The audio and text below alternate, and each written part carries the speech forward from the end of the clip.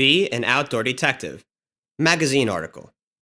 In the animal world around us, there are lots of small creatures waiting for you to discover. Many of these critters belong to the insect family. All insects have 3 main body parts and 6 legs. However, insects come in all shapes, sizes, and colors. They can be found anywhere, from a dry desert to a damp swamp.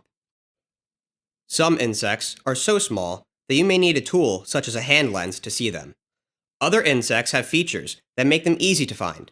For example, you can easily see a colorful butterfly on a plant, and you will know it when a bee is buzzing like an alarm near your ear. Many insects are quite busy at work.